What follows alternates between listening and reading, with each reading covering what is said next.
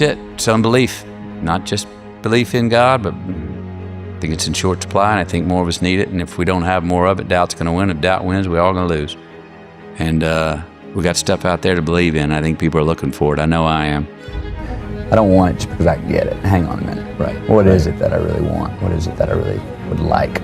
I want to be scared of the role that I'm going to take on, because I'm not sure where it's going to go, but I'm going to trust that I'll come up on the other side. We have to define success for ourselves, and then we have to put in the work to maintain it. And there are a lot of men that I know who are looking for that definition, that feel like, I've been told what it's not. and now I don't know what it is.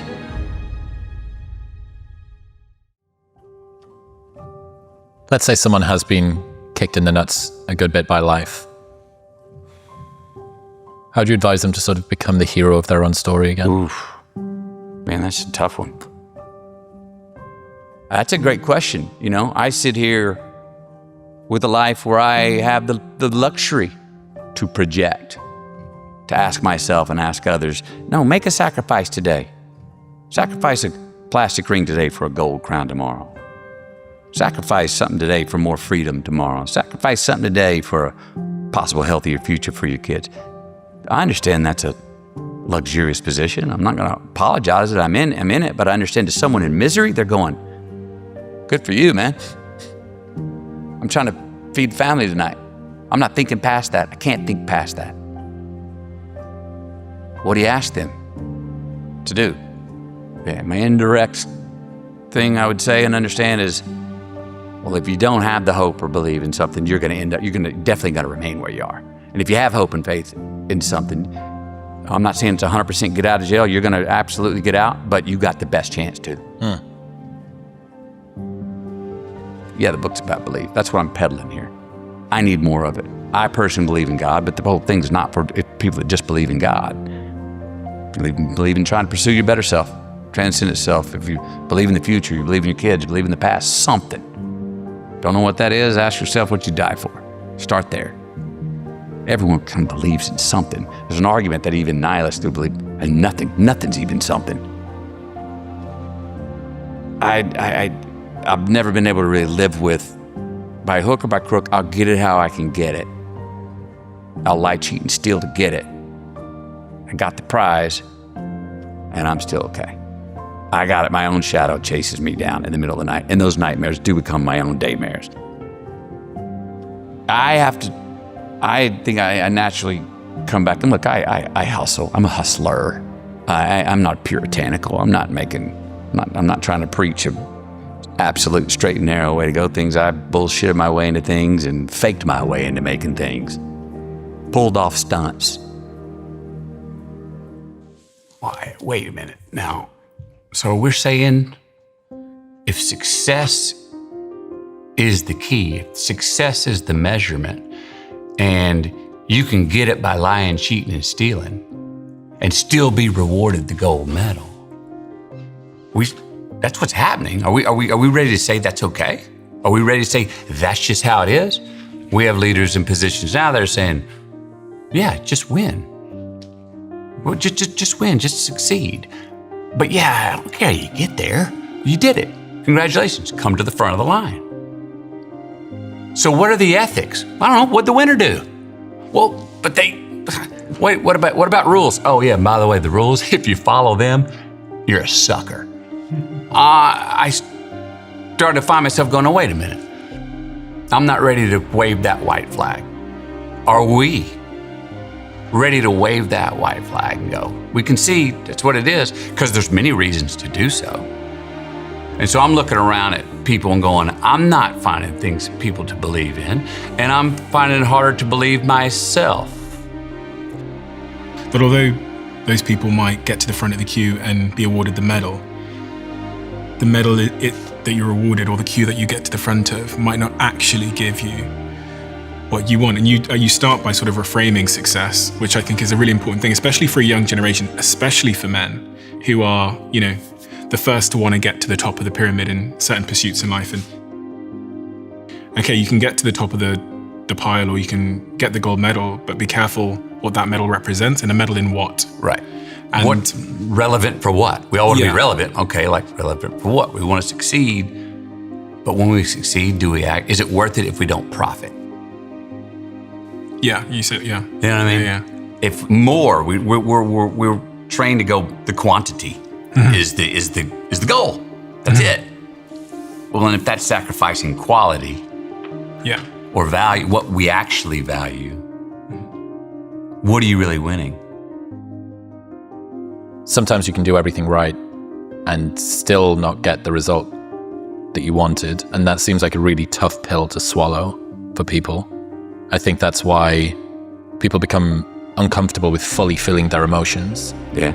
So where do you go? What do you think when I gave it my all there, I bared myself and I still got kicked in the nuts? Yep.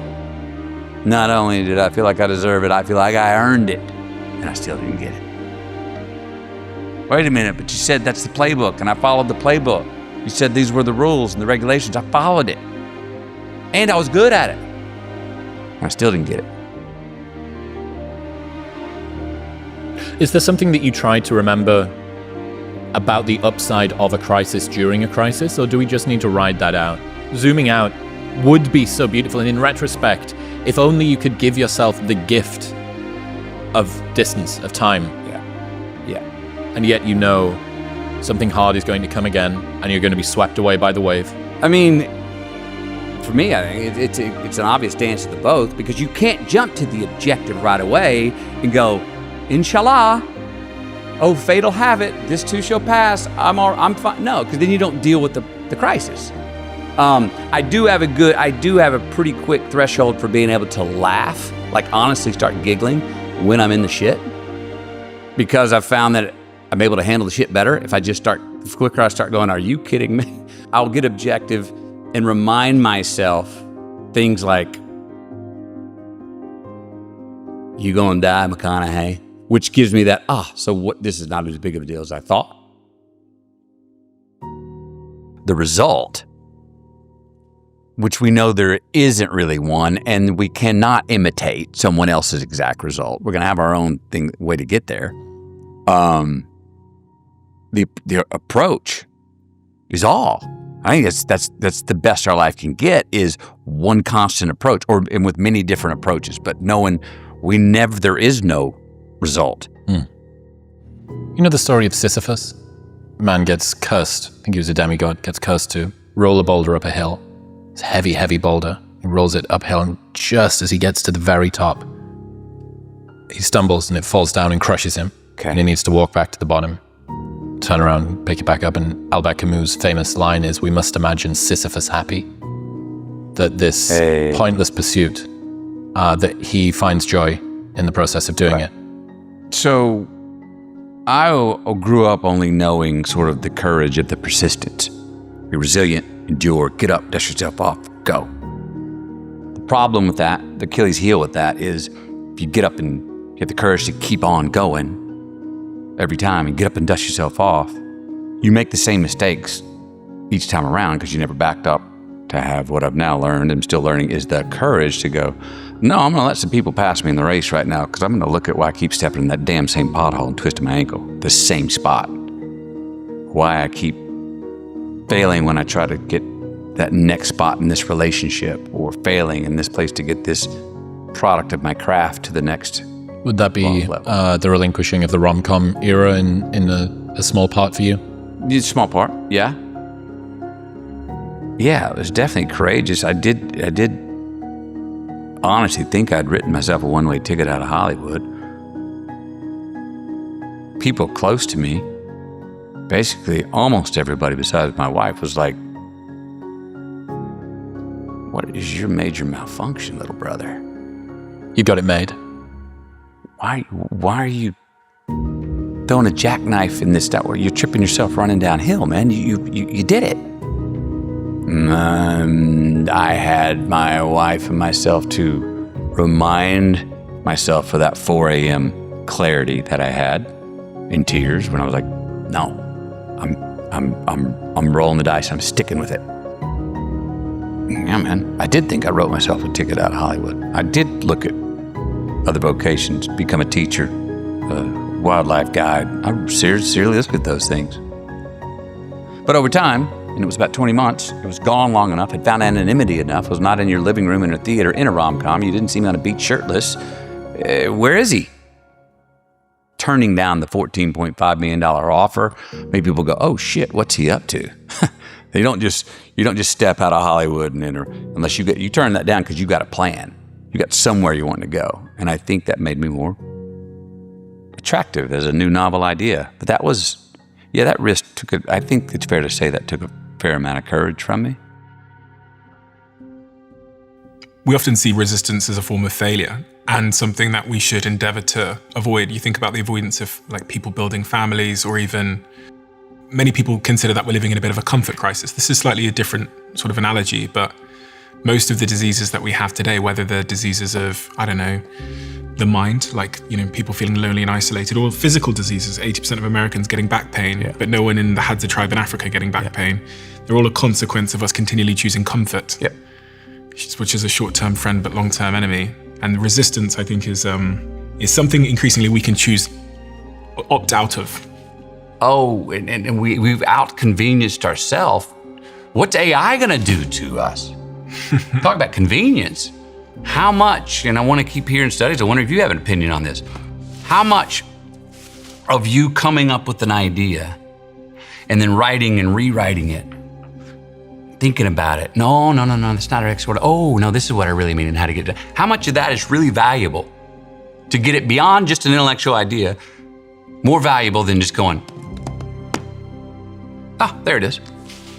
Because what comes out of AI, incredibly impressive. My hunch is that, we can use it for like signpost to help us. Oh, that's good. Thank you for helping me organize. But there's a value to us going through the sweat equity of learning something. But through history, people like Richard Feynman, the physicist, has said the best way to learn something is to learn it and then to go through the pain of writing it, condensing it down to a simple truth like you do so often in your new book, Poems and Prayers, and then sharing it with the world, and then getting the feedback. And if the world understood it like you meant it, like that poem you just shared, you understand it. That's evidence that you get it. Right. So I think AI is going to be great for me saying something to you, but not learning something myself. And I think if you want to defend creativity and innovation and the ability to think, you actually have a huge opportunity, which is to go left when everyone's going right. Well, now we're going into, I got that thing in there. I said, what's better? Take eight big risks in life, sin once, miss the mark once, but get achieve seven out of 8, or take 100 risks and achieve 8 of them. My hunch is that if there's a God, he's saying, go for the 100 and get 8, rather than 8 and get 7. If you're not taking enough risk to sin or miss the mark, which is what sin means, to fail, what are you doing? Don't come back with even money. Come back with a safe bet, which that can become a sort of recessive peace and namaste. No, it's almost I don't think it's what the mystics meant when they were like, be disattached. I think it meant go embrace, but for highs and lows and pains and pleasures, understand that those outward things are not the things to be attached to for your own identity. It's got to be inward first. Enjoy those, partake, but don't become attached to those for your measure. Without complacency, trust that time is on your side. Yep. What do you mean there? Yeah, man. Don't get ahead or behind it. And I can get in a rush. And I haven't found, look, and I know how to hustle, and let's go. The clock's ticking. We're all behind. All hands on deck. We got to bust ass. No time for pause. There's no sleep, no nothing. Get the caffeine out. Let's go. Sometimes we got to do that. But that is usually because an unforeseen circumstance has happened, that there's a crisis we got to deal with, or we've procrastinated and I put myself in that position where we got to cram. But it's not those two circumstances. We got to watch ourselves getting ahead of time. And it's on your side. It's a little what I mean about the living longer and living more quality. Time's on our side. And we're forced to think and feel, especially today with how fast things move, that more productivity, faster pace, more information, faster pace, it's better. We're ahead of time a lot. It's the John Wooden, a great basketball coach for UCLA. Be quick, but don't be in a hurry. That was his note to his basketball players. It's like, be quick, but don't be in a hurry. You will miss things. You know, it's the Lego set, man. And you sit there and you get in a rush. You don't read the directions. You get to the end and you've got 12 pieces left. And you're like, shit. Because you got in a hurry. You got ahead of time. Instead of just that feeling of, I've checked out what I need to do and it's all adding up and this thing's built right and the foundation's right and boom, there's the last piece, it fits. Voila. It was with time. Time's on our side. It's not an enemy. The end. Death is not the enemy. I do believe that part of, not in a rush to get there, and we want to stave it off sometimes, and that it can be a screaming fight, and partially denial can help us get there. I understand that, but still, it's on our side. It's going to happen. And since it's going to happen, and that's non-negotiable, might as well go, well, I'm not going to rush to try and make more of it than there is. I want to try and spend the time I got as well as I can, produce, succeed, achieve, well, whatever those things are, but also at a pace that I'm me, that I like to dance to. I like the give and the take. I like the reverb. I like the cause and effect of how things are happening at this pace. Like start now. That doesn't mean time's on my side. Yeah, dude. Inshallah. When it happens, it'll happen. No, I'm like, wake up. The clock's ticking. It's on your side. Now just move with it. Dance with it. Put some soul with the facts.